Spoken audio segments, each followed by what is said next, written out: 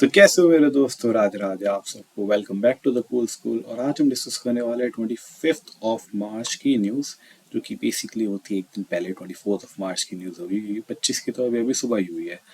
And this is currently premiere. I try to connect with you on the live chat, क्योंकि फिलहाल अभी आपको मैंने कल बताया था, तो शायद मैं अभी लाइव उस टाइम पर ना आ पाऊँ। तो लेकिन मैंने सोचा था कि 6 बजे का ही टाइम लगता है, बिकॉज 6 बजे उठना is a good habit. And अच्छी आदतें नहीं छोड़नी चाहिए, right.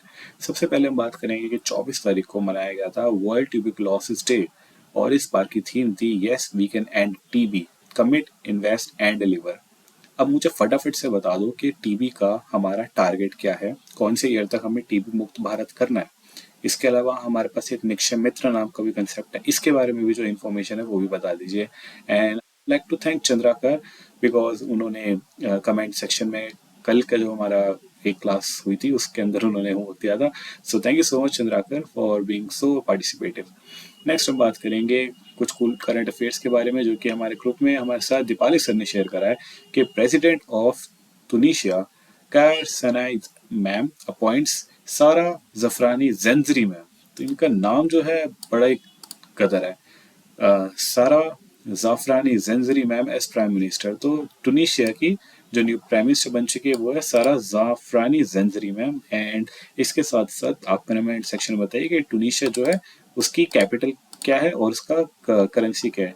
And just like Pushpak sir, एक बार हम भी देख लेते हैं कि एग्जैक्टली टूनिशिया आता कहाँ पर है। तो just give me 1 second while I connect the screen.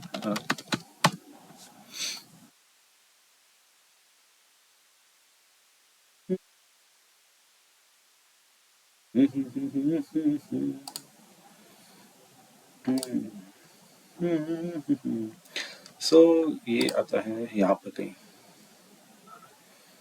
Zoom out करके देखते हैं कि एग्जैक्टली कौन सी जगह आती है।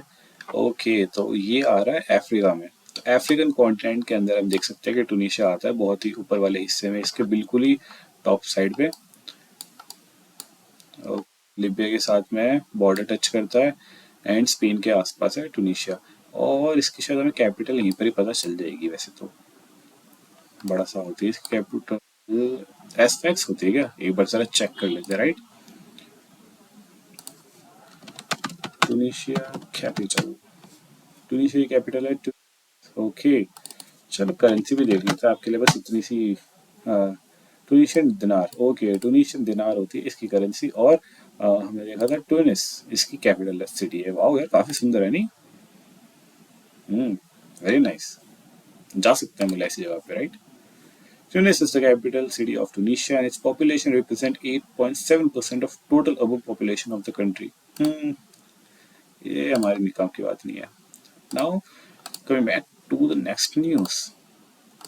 गवर्नमेंट लॉन्चेस बैंकनेट 2025 के अंदर बैंकनेट लॉन्च हुआ था। एंड ई बिक्रे प्लेटफॉर्म ये हुआ था 2019 के अंदर लॉन्च।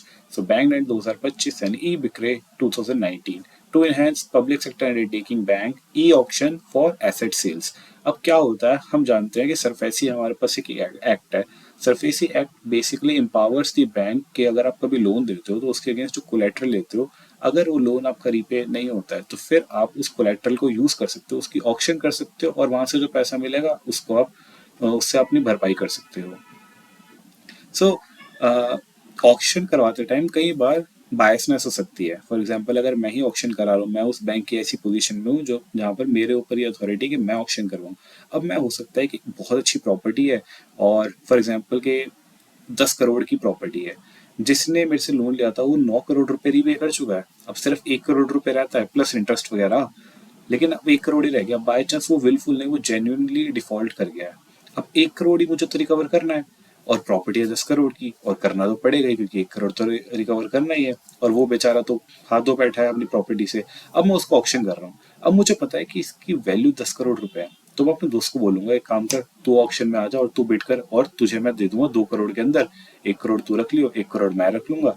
और नहीं, 1 करोड़ तो खैर बैंक के पास चले जाएंगे, 50-50 लाख आपस में बांट लेंगे और फिर इसको 10-10 करोड़ में बेच देंगे और फिर 5-5 करोड़ रुपए बांट लेंगे। हो गया ना मस्त सौदा।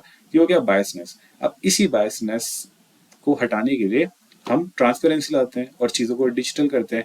और उसी का है एक ये जरिया बैंक नेट, जिसके अंदर ऑनलाइन एक्शन एक ऑनलाइन ऑक्शन का प्लेटफॉर्म बनाया गया है जहां पर जितने पब्लिक सेक्टर बैंक्स हैं वो सारे इसके अंदर पार्टिसिपेट करेंगे और इसके थ्रू अब से ऑक्शन करेंगे। बैंक ने 2025 portal insures transparency with automated KYC and secure payments. इसके कुछ फीचर्स भी है। A cutting-edge property listing and e-auction platform specially designed for banks and lending institutions to address the recovery of NPA loans through efficient property auctions. State-of-the-art innovative platform, इसका innovative platform होगा। Robust architecture, यहाँ पर हम बात कर रहे हैं इसके डिजिटल आर्किटेक्चर की। आर्किटेक्चर वो नहीं कि जिस पर जो ऑक्शन में जो घर बिकेंगे उनका आर्किटेक्चर बहुत अच्छा होगा, ठीक है। Next, automated KYC and secure payment gateways. Auctioning हो रही है तो उसमें गेटवेज, पेमेंट गेटवेज की जरूरत पड़ेगी तो वो सब सिक्योर होंगे। वो ऐसा ऑब्वियसली यार, अब सरकार अगर इतनी बड़ी चीज कर रही है, बैंक अगर इसमें इन्वॉल्व है, तो ये सब चीजें तो बस वही है कि चलो बताने वाली बातें हो गई। ऑब्वियसली यार सिक्योर तो हो गई। कॉम्प्रहेंसिव प्रॉपर्टी लिस्टिंग, बहुत सारी प्रॉपर्टीज होंगी। सिंप्लीफाइड नेविगेशन, easy बेसिकली इसका यूजर इंटरफेस होगा। Smart auction and fair pricing obviously. Then transparency and seamlessness, bank verified titles of property. इसके अंदर जो प्रॉपर्टी होगी उसमें ऐसे नहीं कोई लड़ाई झगड़े वाली प्रॉपर्टीज होंगी। इसका जो टाइटल होगा वो बहुत सिक्योर होगा because we are talking about public sector banks. ये बहुत ज्यादा ड्यू डिलीजेंस करने के बाद ही आपको लोन सेंक्शन करते हैं। जितने भी ये प्राइवेट लैंडर्स हैं, जो भी आप देखते हो, जो भी फाइनेंस कंपनीज होती हैं, ये सब तो बहुत लीनियंटली आपको लोन दे देंगे, बट पब्लिक सेक्टर बैंक्स बहुत ज्यादा केयरफुली लोन देते हैं। तो you should be very tension free कि हाँ भाई यहाँ पर अगर ऑप्शन हुआ है तो चीज बढ़िया मिलेगी। Coming to the next news. अच्छा, इसके अलावा एक और चीज जरूरी है कि all public sector bank sir IBPI insolvency bankruptcy board of India वाला जो इंस्टीट्यूशन है ये भी यूज करता है ये वाला प्लेटफॉर्म, क्योंकि उसको भी तो इंसॉल्वेंट अगर कोई हो गया, बैंकरप्ट हो गया, तो उसको भी तो डिसॉल्व करने के लिए उसके जो एसेट्स है उसको नीलाम करना पड़ेगा ना। तभी तो जो पैसे आएंगे उसी से ही जो लाइबिलिटीज है उसको फुलफिल करेंगे। फॉर एग्जाम्पल के ये वाला केस मेरे फ्रेंड के साथ ही हुआ था। They went to purchase a car. अब जिस शोरूम से वो कार खरीद रहे थे, वो शोरूम का जो मालिक है, ही वेंट बैंकरप्ट, वो इंसॉल्वेंट हो गया। अब एक आईबीबीआई ने एक चार्टेड अकाउंटेंट को अपॉइंट करा और वो क्या कहते हैं, वो इसका ऑफिशियल होता है आईबीबीआई का, और वो बंदा जाता है और वो इसको डिसॉल्व करने का पूरा प्रोसेस करता है। अब जब वो डिसॉल्व कर रहा होता है तो उसको भी तो जो उसके एसेट्स हैं उस शोरूम कंपनी के उसको बेचने पड़ेंगे, तभी तो जिन लोगों ने ऑर्डर प्लेस करा है कार का कि हाँ भाई हमारी कार हमें 2-3 महीने बाद मिल जाएगी, लेकिन एग्जैक्टली वही हुआ था। मेरे दोस्त ने कार का ऑर्डर प्लेस करा था और उसको लगा तो 2 महीने में गाड़ी आ जाएगी, लेकिन 2 महीने के बीच में जो शोरूम कंपनी थी वो इंसॉल्वेंट हो गई। अब अब क्या होगा भाई, वो तो इंसॉल्वेंट हो गई, वो तो बोल रहा है भाई मेरे पास तो पैसे नहीं है, क्या कर लोगे भाई।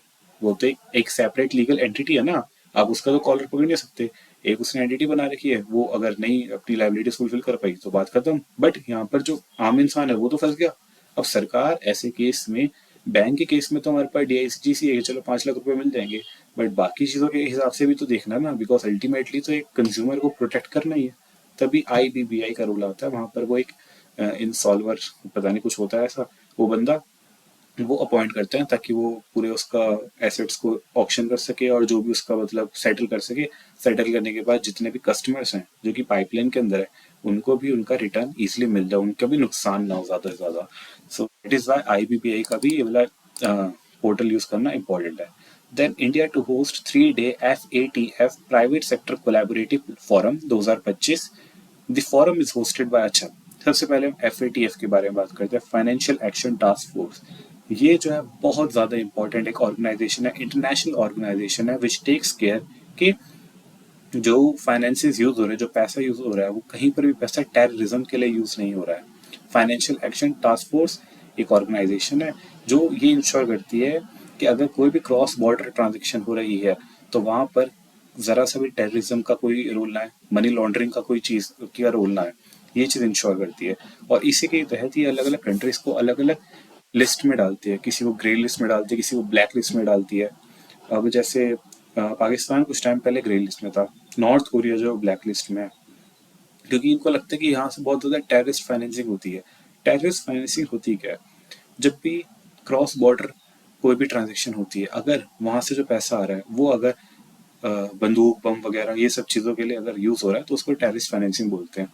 अब फॉर एग्जाम्पल के इसके भी अलग अलग लेयर्स होते हैं। किसी को अगर फॉर एग्जाम्पल पाकिस्तान से अगर इंडिया पैसा भेजना है तो पाकिस्तान से पहले वो भेजेगा फॉर एग्जाम्पल दुबई, दुबई से भेजेगा इंडिया, इंडिया से भेजेगा तो और उसके बाद भी अलग अलग अकाउंट से पैसे भेज देगा। अब वो वाले जो अकाउंट्स है वो भी छोटे छोटे अकाउंट्स में पैसे अपने ट्रांसफर कर देंगे, ताकि नजरों में ना है ना, बड़ा बड़ा अमाउंट तो इसलिए नजरों में आ जाता है। अब बोले अगर पैसों से अब वो बंदूकें वगैरह और जो फायर आर्म्स वगैरह अगर वो परचेज करे जा रहे हैं और उससे अगर कियोस अगर मच रहा है, तो दैट इज फाइनेंशियल टेररिज्म, और इसको रोकने की जिम्मेदारी बैंक्स की होती है, क्योंकि जो बैंक होता है वही तो फाइनल एंड पॉइंट है, the final point of interaction between the end consumers, right.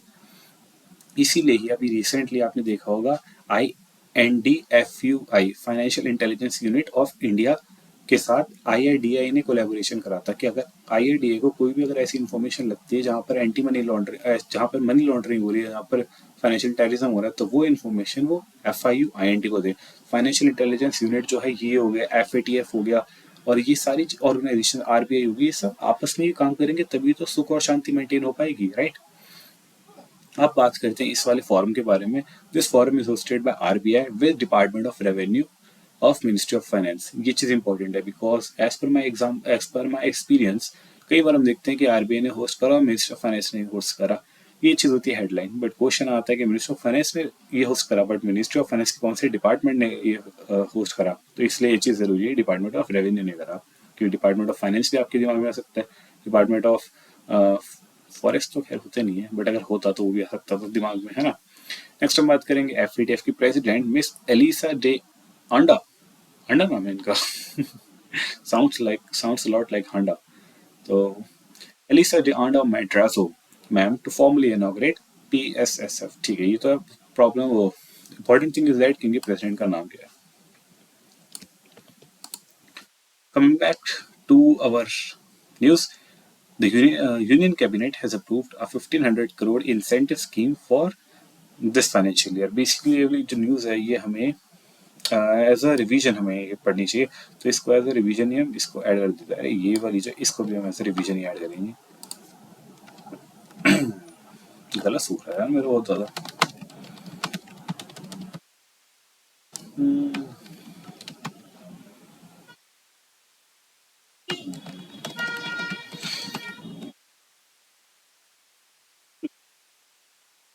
The Union Cabinet has approved 1500 crore incentive scheme. ये वाली दोबारा से न्यूज़ आ रही है तो हमारा कर्तव्य बनता है कि इसको दोबारा से एक बार कवर करें, बिकॉज जितनी बार वो न्यूज़ कवर होगी उतना ज़्यादा उसकी वैल्यू बढ़ जाएगी और उसके आने की संभावना भी बढ़ जाएगी। तो बेसिकली इसके अंदर मोटा मोटा मैं बताऊँ तो सरकार चाहती है कि जो स्मॉल हमारे रिटेलर्स हैं, जो स्मॉल हमारे प्रोडक्ट्स बिक रहे हैं, जो स्मॉल ट्रांजेक्शन्स हो रही है, वो ट्रांजेक्शन्स जो है उनको डिजिटल बनाया जाए। ये सब आप समझ गए होंगे। बेसिकली आपको याद है कि लास्ट टाइम हमने एक टेबल इसका देखा था जिसके अंदर बात हो रही थी कि 2x2 का मैट्रिक्स बनेगा, एक बनेगा स्मॉल मर्चेंट्स और एक लार्ज मर्चेंट्स, और एक बनेगा transactions below 2000 rupees and transaction above 2000 rupees. तो ये 2x2 का मैट्रिक्स बन जाएगा। इसके अंदर 4 आपके खाने होंगे, 4 क्वाड्रेंट्स होंगे, और इसमें सिर्फ और सिर्फ उसी क्वाड्रेंट को केटर करा जाएगा which is for small merchants, और जहाँ पे ट्रांजेक्शन हो रही है लेस देन 2000 रुपीज की। तो बाकी 3 खाने कौन से बन गए? Small but more than 2000, large but more than 2000, and large but less than 2000 ये ट्रांजेक्शन। इन तीनों को ही केटर नहीं करा जा रहा है, सिर्फ स्मॉल मर्चेंट्स को टारगेट किया जा रहा है, और उसमें भी लेस देन 2000 के ट्रांजेक्शन को टारगेट किया जा रहा है। उस पर 0 MDR होगा और उसके ऊपर 0.15% का इंसेंटिव भी मिलेगा। अब एक एक करके समझते हैं कि MDR क्या होता है और 0.15 इंसेंटिव से मतलब क्या है इसका। तो MDR मर्चेंट डिस्काउंट रेट। अब बेसिकली इसको मैं आपको बताता हूँ कि UPI जब स्टार्टिंग में आया था तो इसके ऊपर पेमेंट ट्रांजेक्शन करने में जो भी डेबिट और क्रेडिट ट्रांजेक्शन होती है इस पर एक स्मॉल फी चार्ज किया जाता था from the retailer, not from the consumer. ठीक है, अब रिटेलर क्यों ये पैसे देगा, राइट। वो तो बोलेगा कि भाई मेरे को तो कैश में पैसे दो, तो कैश में बच रहा है, डिस्काउंट हो रहा है। UPI ट्रांजेक्शन से उसको क्या बेनिफिट मिल रहा है, इसको हम समझेंगे क्रेडिट कार्ड वाले पॉइंट ऑफ व्यू से, क्योंकि पहले क्रेडिट कार्ड आया था। उसके बाद UPI से भी समझेंगे बिकॉज हम उससे ज्यादा रिलेट कर पाते हैं। क्रेडिट कार्ड हम में से बहुत सारे लोग के पास होगा ही नहीं, तो हमें उसका अच्छे से रिलेट कर भी नहीं पाएंगे। बट एक बार एक सेकंड के लिए क्रेडिट कार्ड की भी हम कहानी सुन लेते हैं। क्रेडिट कार्ड जब आया था तो क्रेडिट कार्ड के एडवर्टीजमेंट के लिए क्रेडिट कार्ड कंपनी से ज्यादा जो दुकानदार थे वही चाहते थे कि क्रेडिट कार्ड से पेमेंट हो।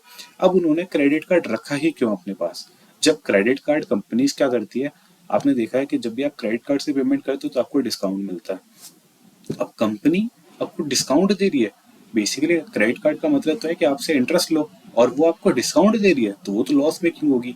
तो वो ऐसा क्यों कर रही है? And they are still in the business. Now the thing is that they are charging a particular fee from the shopkeepers, कि आपके अगर दुकान पर हमारे क्रेडिट कार्ड यूज होगा तो आप हमें पैसे दोगे। तो दुकानदार क्यों उसका क्रेडिट कार्ड यूज करवाना चाहेगा, राइट? वो तो बोलेगा भाई कैश में पेमेंट दे दो। Now the thing is that the psychology says कि दुकानदार को लगता है कि अगर इसके पास पैसे हैं तो मुझे कैश में दे ही देगा, लेकिन अगर इसके पास कैश नहीं है तो मैं इसको बोलूंगा कि आपके कार्ड है, आप कार्ड से पेमेंट कर दो। रिटेलर को इससे क्या हो रहा है, रिटेलर का इससे सामान बिक रहा है। अगर किसी के पास सिर्फ कैश ही है, ठीक है, 10,000 रुपये लेकर आया है, अब 10,000 में वो 10,000 की शॉपिंग ही कर पाएगा। अब फॉर एग्जाम्पल उसने ऑलरेडी 10,000 रुपये कहीं पे खर्च कर दिए, बस वो मॉल पे चल रहा था, उसको एक और दुकान दिखी, उसने सोचा कि यार मुझे लेनी तो है नेक्स्ट मंथ, एक बार अभी देख लेता हूँ। अब वो देखने के चक्कर में अंदर गया, अब वो लेगा अगले महीने। अगर उसके पास कार्ड नहीं है, बट अगर कार्ड है तो उसी टाइम ले लेगा ना। और रिटेलर को क्या चाहिए, दुकानदार को चाहिए कि मेरा माल आज के आज बिके। तो because of that credit card उसकी सेल हुई, तो उसका तो प्रॉफिट हो गया। अब उसके प्रॉफिट के चक्कर में थोड़ा सा कमीशन अगर उसको कार्ड वाली कंपनी को भी दे रहा है तो उसको कोई इशू नहीं है। सिमिलरली यूपीआई में भी होता है। अब हमारे पास, हम आज के डेट में घर से बाहर निकलते हैं कैश कैरी करके नहीं निकलते हैं, हमें पता है कि हमारे पास फोन है, हमने पे कर देना है और हमारा काम बन गया। शॉपकीपर को भी तो इसी में फायदा है कि हाँ भाई कोई बात नहीं, आप कैश नहीं लाए, आप कार्ड से पेमेंट कर दो। पहले उधारी चलती थी, अब उधारी खत्म हो गई, यूपीआई से पेमेंट कर दो, राइट? लेकिन अभी भी बहुत सारे लोग जो है स्मॉल वैल्यू के लिए वो ज्यादातर 100-200 रुपए का, 100 या 500 का नोट यूज करते हैं। 100 वाला जो नोट है वो पूरे सर्कुलेशन में ऑलमोस्ट सबसे ज्यादा है। उसी को ही खत्म करने के लिए आरबीआई चाहता है कि इसमें अब अगर हम मर्चेंट्स को इंसेंटिव भी दें कि अगर आप 2,000 रुपये की शॉपिंग करवा रहे हो तो आपको कितने मिलेंगे, मेरे ख्याल से 30 रुपये बैठे। आ, कितना बैठा, 2,000 का 1% हो गया 20 रुपये। और हाँ, 30 रुपये के आसपास मेरे ख्याल से बैठे, तो हर 2,000 की शॉपिंग में मर्चेंट को 30 रुपये मिलेंगे, तो उसके तो फायदा हो गया ना, उसकी तो चांदी चांदी हो गई। So that is the whole point. नहीं, 1 मिनट। 100 का 1% होता है 1 रुपये, 200 का 1% हुआ 2 रुपये, तो 2,000 का भी 2 रुपये, 3 रुपये, सॉरी 3 रुपये मेरे ख्याल से बैठेगा। तो 2,000 की शॉपिंग में 3 रुपये का मिल गया, which is again very fair. तो अगर एक मर्चेंट को हर 2,000 की शॉपिंग में 3 रुपये बच रहे हैं तो खुशी खुशी लोगों को बोलेगा कैश नहीं सर, आप मुझे यूपीआई से ही पेमेंट करो। जितनी ज्यादा यूपीआई से मर्चेंट ही एनकरेज करे कस्टमर को, उतना ज्यादा ही उसको बेनिफिट हो, उतना ज्यादा यूपीआई की ट्रांजेक्शन बढ़ेगी, उतना ही ज्यादा डिजिटल होगी इकोनॉमी, और उतना ही ज्यादा सब कुछ सक्सेसफुल हो पाएगा। और आरबीआई को नोट कम छापने पड़ेंगे, उसका खर्चा कम होगा, right? So that is the whole thing. Apart from that this is very important, ये वाली चीज मुझे लगता है कि डिफिकल्ट क्वेश्चन में आ सकती है। 80% of the admitted claim amount will be disbursed unconditionally each quarter, 10% only if the technical decline rate is less than 0.75%, और उसका अप टाइम जो है वो 99.5% से भी ज्यादा हो। That's the whole thing about that. Apart from that we should again go through कि कौन कौन सी अभी हमारी कंट्रीज है जो यूपीआई को अपना चुकी है। यूएई, सिंगापुर, भूटान, नेपाल, श्रीलंका, ये तो आसपास वाली है। Apart from that France is a big thing because European countries में इकलौती है और फर्स्ट कंट्री है France. Then Mauritius is also there. Then will talk about PM Vikas. ये वाली स्कीम भी बहुत बार आ चुकी है, again that makes it very important and news and exam worthy. PM Vikas विरासत का संवर्धन scheme focuses on upliftment of minority communities. इसके ऑब्जेक्टिव्स हैं skilling and training, women leadership and entrepreneurship, education through National Institute of Open Schooling, then infrastructure development through PM जन विकास कार्यक्रम। Apart from that इसके अंदर 5 schemes आती है, converge होती हैं, जिसके बारे में बात कर चुके हैं। सीखो और कमाओ, नई मंजिल, नई रोशनी, उस्ताद और हमारी धरोहर। अच्छी न्यूज़ इसलिए आज की न्यूज़ इतनी ही है। So I hope like the session and बस इतना ही मैं बताना चाहूँगा। अब मिलेंगे बहुत जल्द नेक्स्ट टाइम, एंड तब तक के लिए thank you so much for tuning in. I really am very thankful to you. पढ़ते रहिए, खुश रहिए, हंसते खेलते रहिए, and I am proud of you.